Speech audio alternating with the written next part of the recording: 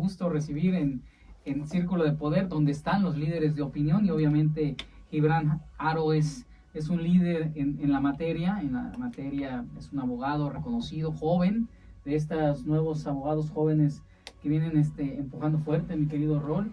Y bueno, se hizo famoso por su trabajo, claro, profesional, pero por el tema que trae contra un diputado todavía de la 54 ¿Eso crees tú que por ese lado?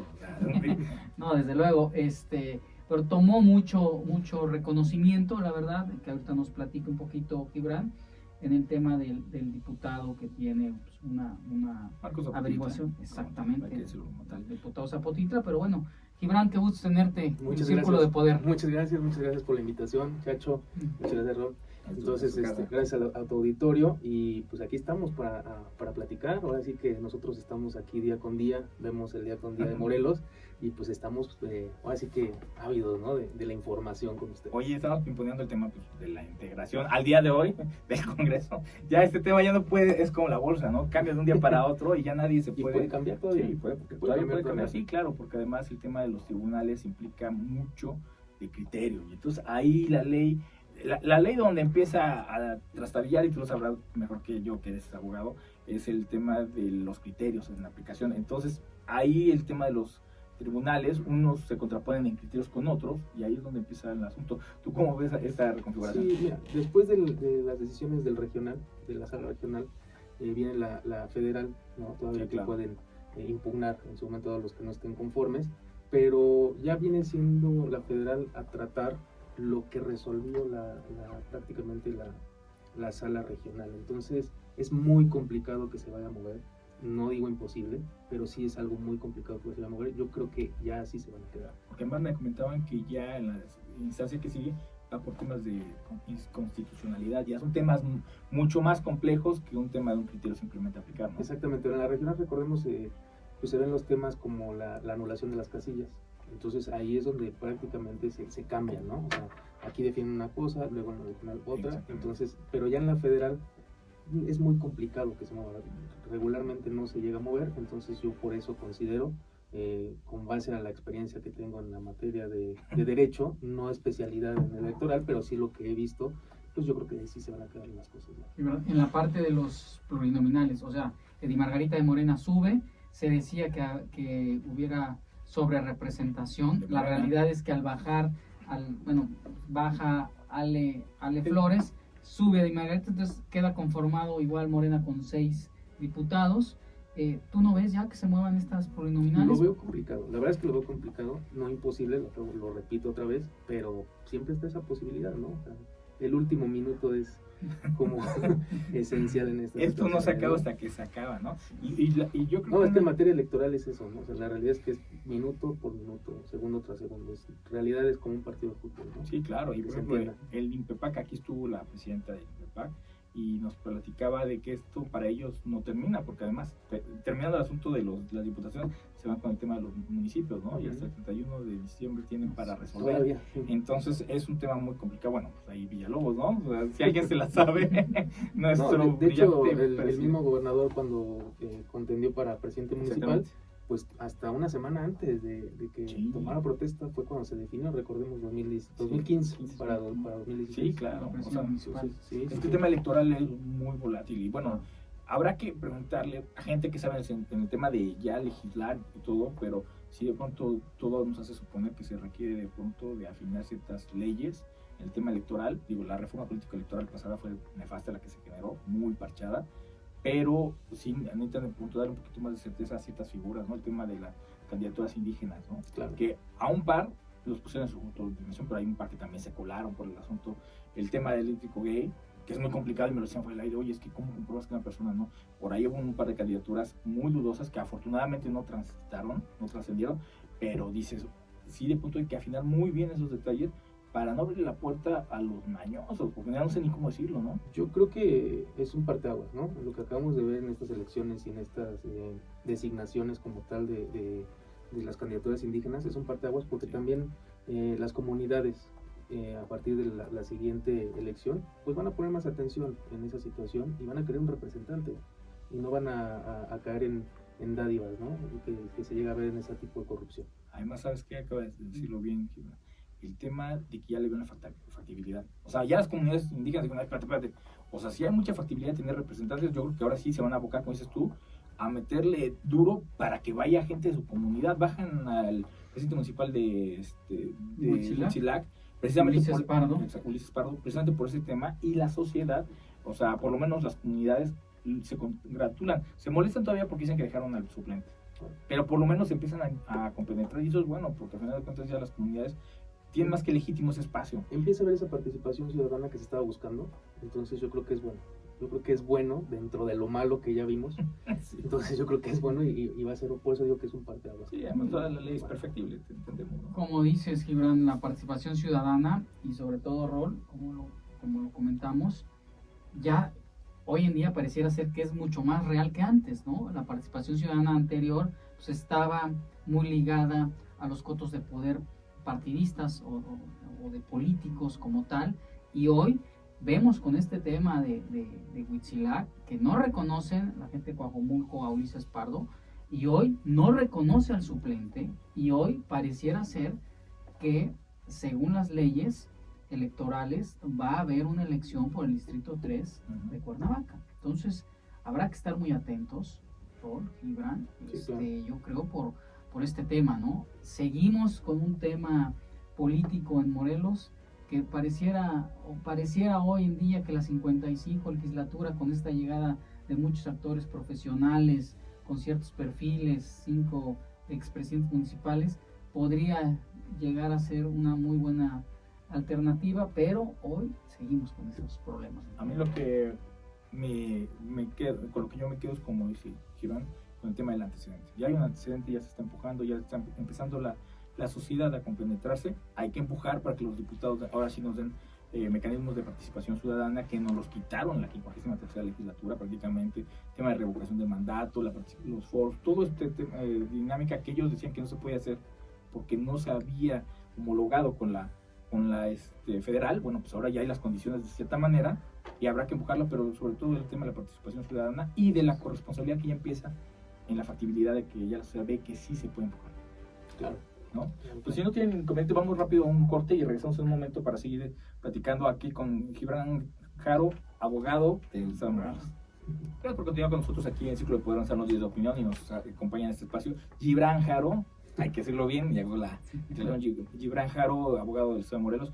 Oye, Gibran, pues hay muchos temas, pero aquí, como notaba Jorge en el momento, tomaste mucha fuerza mediática, porque al final de cuentas en el medio te conocían bien, o sea, los abogados, la verdad es que sí te reconocían bien, pero mediáticamente a lo mejor mucha gente no te conocía, ¿no? Al final de cuentas, como cualquiera de nosotros, pues la gente no te ubica al 100, pero tomaste mucha relevancia mediática cuando tomaste la decisión de por ahí representar a una persona por un asunto que se puso muy turbio, una denuncia contra un diputado todavía electo, y de ahí ya empezaste a tener muchos reflectores. El asunto que a mí me llama la atención es por una presunta violación. Digo, al final de cuentas está abierto el asunto y se respeta en este espacio la presunción de inocencia. Pero el hecho que a mí yo creo que aquí me llama la atención y que habrá de empezar a resaltar es la factibilidad de que la sociedad se pueda defender y que tenga eco sobre temas, sobre poderes propiamente, ¿no? Porque antes pues decíamos, es imposible meterte con uno de los poderes, y mejor hasta te terminamos abriendo, y el día de hoy también lo consideras, dices, híjole, meterme con uno de los poderes, con el Congreso, con un diputado, pues lo veías titánico. ¿Qué experiencia y cómo lo trasladas este asunto? ¿Cómo lo has Bueno, el despacho que yo represento como tal, siempre hemos tratado de apoyar a las víctimas, tanto hombres como mujeres y menores de edad. En su momento dado también llevamos un caso pues, malamente llamado mediático de la víctima que fue encontrada en Tepoztlán, calcinada por su pareja, ¿no? Prácticamente, y sigue prófugo, y por lo cual pues, todavía seguimos solicitando que sea buscada esta persona, ¿no?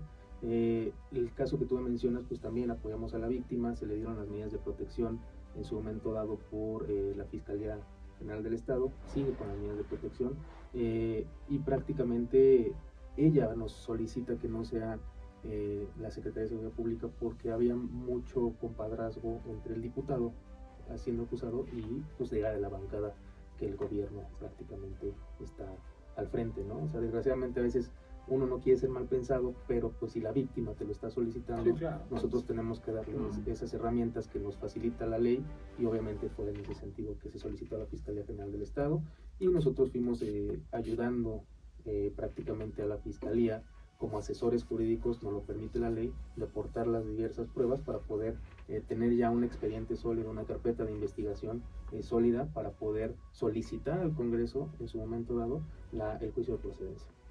Gibran, dijo en una entrevista el fiscal Uriel Carmona que el diputado se le acababa, el fuero el 31 de agosto. Se le acaba. Se le acaba. Esto es correcto obviamente, pero que, bueno, entendemos que no nos puedes decir cuál va a ser el camino o lo que van a hacer, pero ¿qué opinión te merece la declaración del fiscal? Bueno, recordemos que cuando pasa al Congreso, se solicita el juicio de procedencia, hay un proceso que seguir dentro del Congreso. Sí, una normatividad ahí, ¿no? Entonces ahí hace falta legislar. Es muy interesante porque los nuevos legisladores que van a entrar, sería interesante ver si legislan para un juicio de procedencia, donde se frenó prácticamente este procedimiento, porque pasa un término a la Junta Política que tiene hasta 30 días para definir y pasarse a la Junta de Gobierno, a lo cual pues prácticamente lo pasan a los 15 días porque cumplía con los requisitos necesarios que establecía la ley. Al pasarlo a la Junta de Gobierno, ahí no hay un término.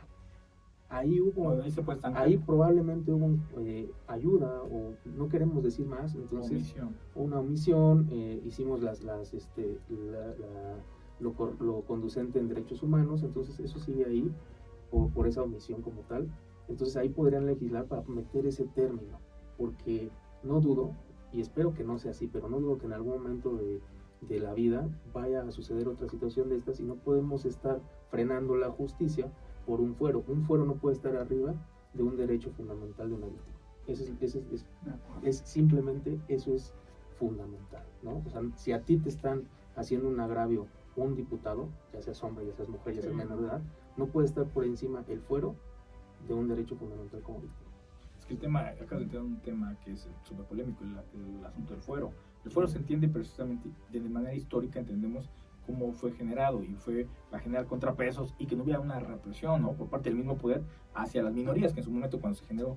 Pero eso se ha vuelto hoy en día, el fuero se ha vuelto un arma para delinquir, una licencia para delinquir. Que vimos que ya el Congreso Federal pues ya quitó el fuero a 2 diputados, ¿no? Y uno ya está en un reclusorio y otro está haciendo pero por un escrutinio público. La presión política y social hicieron que los legisladores federales se vieran orillados, porque también hay que decirlo, Morena, como gato panza arriba en su momento, se opuso y postergó hasta que el tema mediático, o sea, la sociedad, impulsó para que se les quitara el fuero. Pero además, casi al final, estamos hablando de términos, estamos hablando de asuntos que son inconceptualizables, simplemente que un fuero, como dices tú, esté sobre un derecho humano. Pero es un tema que también habrá que analizar para poder legislarse en ese sentido, ¿no? Sí, es muy importante que la siguiente legislatura tome cartas en el asunto. Yo creo que no puede estar ahí esa laguna como tal para beneficio de nosotros como ciudadanos, ¿no? Entonces yo creo que es importante que lo tomen en cuenta la legislatura que va a entrar. Y lo que me mencionas de las declaraciones del fiscal, obviamente pues él tiene que seguir una investigación todavía y tiene que solicitar al juez de control la audiencia correspondiente.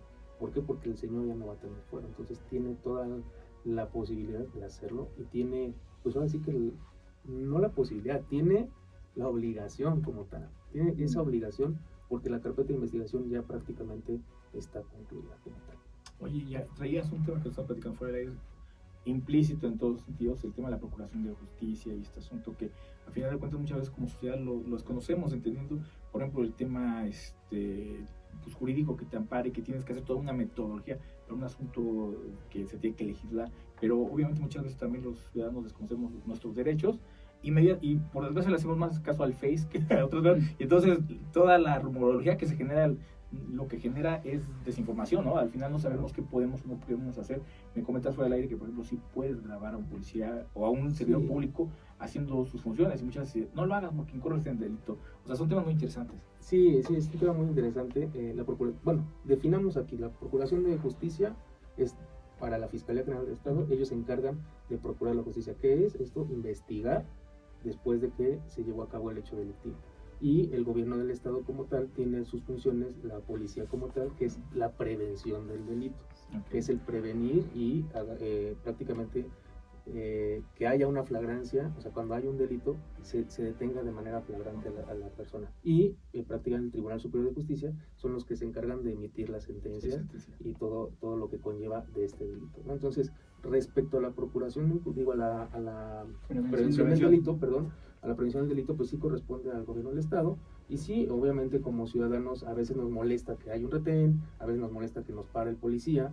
Entonces, pero también nosotros tenemos un arma que ahorita yo creo que es un arma tecnológica, es el poder grabar, el poder transmitir en vivo, y la Constitución mexicana no lo permite. En el artículo 8 constitucional pues nos habla del derecho a la información, y al ser un funcionario público tú tienes derecho a que la demás gente, las demás personas que te siguen, o simplemente para tener un respaldo de lo que te están haciendo, simplemente los grabes como tal y puedas tener esa arma para o alguna denuncia, algún abuso de autoridad. Que además, al final de cuentas, no es una herramienta precisamente para forcejearse, sino simplemente es para garantizar derechos de ambas partes incluso, ¿no? Claro, o sea, si a mí me han parado federales en retenes prácticamente porque pues es normal, sí, ¿no? Claro. Están previniendo el delito. ¿Por qué? Yo lo único que hago es adelante, oficial, pues ahí está, nada más te voy a grabar, no te voy a interferir en tus funciones de la revisión del vehículo, y pues prácticamente ahí es donde el policía amablemente pues sí te deja grabar. O sea, yo no he tenido ningún problema de que no te dejen grabar. El pedir está el dar, ¿no? También. Claro, o sea, entonces no me puedes meterte en mis cosas por el 16 constitucional, que muchas veces lo sacan en las redes sociales. Pues sí, el 21 constitucional a ellos los faculta como tal para hacer un control provisional preventivo para el delito, ¿no? Entonces yo creo que ahí como ciudadanos también tenemos que cooperar con la autoridad como tal, ¿no? Entonces sí, o sea, la prevención del delito es del gobierno del estado en su momento dado, o federalmente pues corresponde al presidente de la república, ¿no? Y si falta concientizar a la sociedad sobre los derechos y obligaciones que tenemos también, ¿eh? Claro.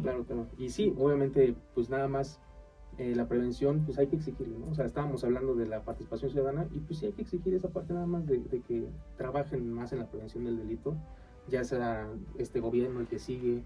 Sí, y todos. Siempre tenemos que estar ahí al pendiente como ciudadanos. La prevención del delito, Gibran, depende obviamente de primera instancia del gobierno federal y se permea hacia el gobierno estatal y hacia los gobiernos municipales. Yo creo que hace falta en el estado de Morelos, ¿no?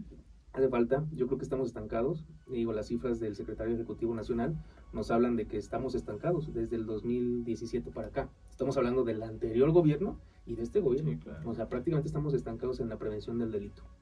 De que hay que empujarlo, al final de cuentas, profesionalización, dinero y todo, pero la verdad es que tienen que, o sea, todas las partes tenemos que poner la sociedad, el gobierno, y hay que empezar a concientizarnos sobre el alcance y sobre las obligaciones que tenemos, porque si no, vamos a mantener este estancamiento que la verdad es que a todo el mundo le hace, a las autoridades porque los números no los favorecen, y a la sociedad porque somos los que los padecemos. Gibran Jaro, abogado, te agradezco mucho que hayas venido. Te invito a que posteriormente ya te estés dando la vuelta para que nos platiques de temas así de este estilo, que muchas veces como sociedad desconocemos y que sí nos hace falta por ahí que nos asesoren. No, pues cuando ustedes me inviten ya estamos aquí al pendiente. Muchísimas gracias, mi querido Gibran. Muchas gracias por la invitación. Gibran, te agradezco mucho. Este Círculo de Poder, en un momento regresamos, no se vaya.